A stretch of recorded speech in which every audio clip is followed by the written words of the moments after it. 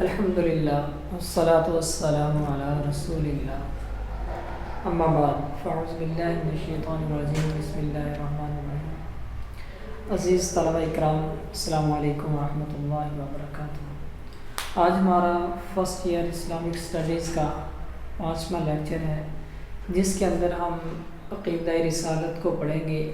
یہ عقیدہ ہمارے 5 عقائد میں سے دوسرا عقیدہ ہے اور بہت اہمیت کا حامل ہے۔ ہم نے پہلے چیپٹر کی ابتدا میں پڑھا تھا کہ کل عقائد 5 ہیں۔ ان عقائد کو یاد رکھنے کی ایک ترتیب ہے، پہلے ہم اس پہ بات کر لیتے ہیں کہ پہلا ہمارا عقیدہ تھا کہ اللہ تعالیٰ کو واحد ماننا، توحید، جس کا تعلق اللہ تعالیٰ کی ذات کے ساتھ ہے۔ اور اس کے بعد ہم نے جو پڑھنا ہے وہ تو رسالت ہے، لیکن یاد رکھنے کے لیے ہم اس کو فرشتوں کے ساتھ پڑھیں گے کہ پہلے توحید یعنی اللہ تعالیٰ کو ماننا، پھر فرشتوں کو ماننا، اور اس کے بعد انبیاء کو ماننا، اور اس کے بعد ہم پڑھیں گے کتب کو ماننا، اور اس کے بعد ہم آخرت کو۔ یہاں تبدیلی کرنے کی ایک خاص وجہ ہے کہ اگر ہم اس کو آسانی سے یاد رکھنا چاہیں کہ سب سے عظیم ہستی اللہ تعالیٰ کی ہے، اللہ تعالیٰ اپنا پیغام فرشتوں کے ذریعے اپنے انبیاء تک پہنچاتا ہے، اور انبیاء علیہ السلام کے بعد جو پیغام آتا ہے اس کو کتاب کہا جاتا ہے، کتب صحائف کہلاتے ہیں، اور ان پر عمل کرنے کا جو مقصد ہے کہ اللہ نے اپنا پیغام فرشتوں کے ذریعے انبیاء تک پہنچایا جو کتابوں صحائف کی شکل میں تھا، اس کا مقصد یہ تھا کہ انسان عمل کرے اور اپنی آخر والی زندگی، آخرت کی زندگی کو بنا لیں۔ تو اس میں ایک آپس میں ربط تھا، تعلق تھا، یہ یاد رکھنا اس سے آسان ہو جاتا ہے۔ تو ہمارا آج کا عقیدہ ہے عقیدہ رسالت۔ رسالت و نبوت ایک منصب ہے۔ رسالت کیا چیز ہوتی ہے، نبوت کیا چیز ہے، اس کو ہم سمجھنے کے لیے کہہ سکتے ہیں کہ رسالت و نبوت ایک منصب ہے۔ جس طرح کہ وزارت یہ ایک منصب ہوتا ہے، لیکچرار ہونا یہ بھی ایک منصب ہے، اس طرح مختلف مناصب ہوتے ہیں دنیا کے اندر، ان پہ افراد فائز ہوتے ہیں، جبکہ رسالت و نبوت بھی ایک منصب ہے۔ اس منصب پر اللہ تعالیٰ نے انسانوں میں سے پاکیزہ ترین انسانوں کو چنا ہے، اور اس کے چننے کے لیے ان کے عمل کو، ان کے خاندان کو، ان کے قبیلے کو اور ان کے ایریے کو کوئی اہمیت حاصل نہیں ہے۔ اللہ تعالیٰ کا یہ انتخاب ایک اللہ کی جانب سے فضل ہے، ایک اللہ کی عطا ہے، ایک اللہ کی مرضی پر مبنی ہے، اس میں کسی کا کوئی فعل نہیں ہے۔ دنیا کے اندر جتنے مناصب ہے اس کو حاصل کرنے کے لیے کچھ نہ کچھ کرنا پڑتا ہے۔ وزیر اعظم بننے کے لیے کچھ جدوجہد کرنی پڑتی ہے، اگر لیکچرار لگنا ہے اس کے لیے محنت ہے، ٹیچر لگنا ہے، کوئی بھی منصب حاصل دنیا کا کرنا ہے وہ محنت کے ساتھ آتا ہے، کچھ کریں گے تو کچھ ملے گا۔ جبکہ نبوت رسالت ایسا منصب ہے جو اللہ تعالیٰ نے خود انسانوں میں سے جو پارسا ہستیاں تھیں ان کو عطا کیا ہے اور ان پہ ان کو فائز فرما دیا ہے۔ دوسرا کہ رسالت و نبوت ایک فیض کا نام ہے یا نور ہدایت ہے، یعنی رسول کیا ہوتے ہیں، نبی کون ہوتے ہیں، تو ہم یہ کہہ سکتے ہیں کہ ایک اللہ نے نور ہدایت کیا، ایک فیض تھا جو نیک ترین پارسا ترین لوگوں کے سینوں میں رکھ دیا، اور وہ یہی فیض انسانوں کے قلوب میں انڈیلتے ہیں اور جاتا ان کے قلب کے اندر ہے، جو جن کے آنکھوں میں، دل میں، دماغ میں، کانوں پر مہر نہ لگی ہو، تالا نہ لگا ہوا ہو، وہ وسیع سینہ رکھتے ہوں، بات سوچتے ہوں اور سوچ کر اس میں فیصلہ صحیح کرنے کی اہلیت رکھتے ہوں، تعصب نہ ہو اور ان کے اندر تکبر نہ ہو۔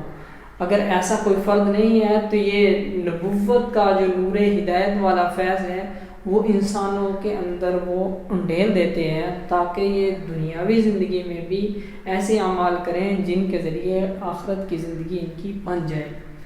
تو لہٰذا نبوت و رسالت کو ہم ایک منصب بھی کہہ سکتے ہیں، نبوت و رسالت کو ہم ایک فیض یا نور ہدایت کا نام بھی دے سکتے ہیں۔ رسول اور نبی، اس کی لغوی تعریف کیا ہے؟ رسول بھیجا ہوا شخص، بھیجا ہوا فرد، اس کو رسول کہا جاتا ہے۔ اور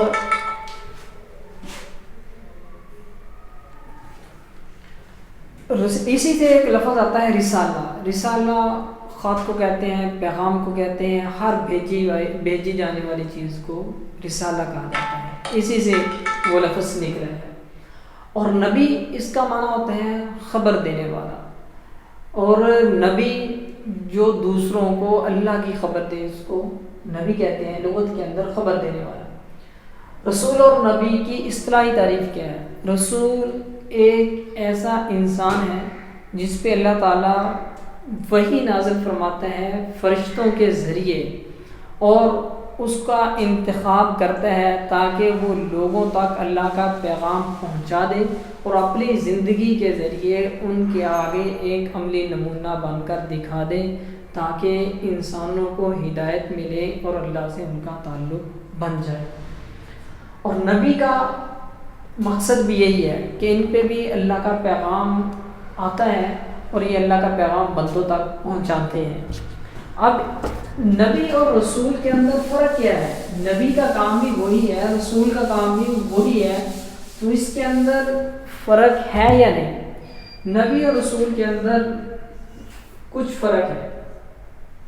رسول، نبی، رسول جو صاحب کتاب ہو، یعنی اس پہ نئی کتاب نازل کی گئی ہو، اللہ کی جانب سے نئی شریعت آئی ہو۔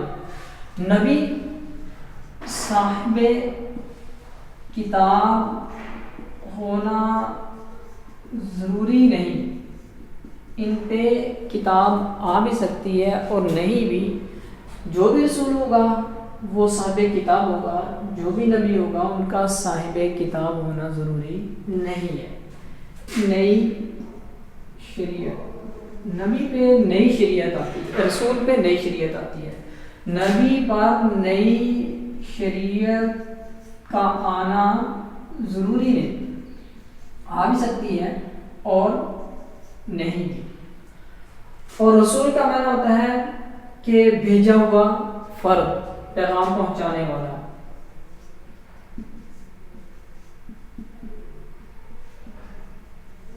اور نبی خبر دینے والا۔ یہ رسول جو ہے یہ خاص ہے، یعنی کہ جو رسول ہے تو یہ ایک خاص ٹرم ہے، اس کے اندر اللہ تعالیٰ نے مخصوص لوگوں کو چنا ہے، جبکہ نبی جو ہے یہ عام ہے، یعنی نبی کے اندر رسول بھی آتے ہیں جبکہ رسول کے اندر یعنی باقی انبیاء نہیں آتے، اس لیے رسول خاص ہوا اور نبی عام ہوا۔ رسولوں کی تعداد تقریباً 1,24,000 ہے، جبکہ نبیوں کی تعداد 315 ہے۔ تو یہ کچھ فرق ہیں جو رسولوں اور نبیوں کے اندر عام طور پہ کیے جاتے ہیں۔ انبیاء کی کل تعداد کتنی ہے جو ہم نے فرق کے اندر پڑھا؟ تقریباً 1,24,000۔ تقریباً ہم اس لیے کہتے ہیں کہ بعض روایات میں اس سے کم ہے، بعض میں اس سے زیادہ ہے، تاکہ کوئی نبی ایسا نہ ہو جو ہماری بات سے خارج ہو جائے یا اضافی ہو جائے۔ جتنے اللہ نے نبی بھیجے ان کو ماننا ضروری ہے، ان سے زیادہ بھی نہیں مان سکتے، ان سے کم بھی نہیں مان سکتے، لہٰذا ہم اس کے ساتھ تقریباً لگا دیتے ہیں تاکہ اس میں اگر کچھ ایسے بات ہو کہ کچھ نبیوں کا اضافہ ہو تو ہم ہمارے تقریباً کہنے کی وجہ سے وہ بھی اس کے اندر سما جائے۔ رسولوں کی تعداد کل کتنی ہے؟ ابو ذر رضی اللہ عنہ کی روایت کے اندر آتا ہے کہ حضور پاک صلی اللہ علیہ وسلم نے فرمایا کہ کل انبیاء کی تعداد 315 ہے۔ یہ مشکات المصابیح کی حدیث ہے۔ اولو العزم پیغمبر کون کون سے ہیں؟ اولو العزم پیغمبروں کے بارے میں آتا ہے کہ 5 پیغمبر اولو العزم ہیں. ان میں سے حضرت ابراہیم علیہ السلام، حضرت نوح علیہ السلام، حضرت عیسیٰ علیہ السلام، حضرت موسیٰ علیہ السلام اور حضور پاک صلی اللہ علیہ وسلم. یہ 5 انبیاء ایسے ہیں جن کو کہا جاتا ہے اولو العزم پیغمبر. کن انبیاء پر ایمان لانا ضروری ہے؟ شریعت اسلامی کے اندر کوئی نبی ایسا نہیں، کوئی رسول ایسا نہیں جس کو ہم کہیں کہ ان پہ ایمان لانا ضروری نہیں ہے، بلکہ تمام کو ماننا ضروری ہے. ایسا نہیں کہا جا سکتا کہ ہم بعض انبیاء پہ ایمان لاتے ہیں بعض پہ نہیں لاتے.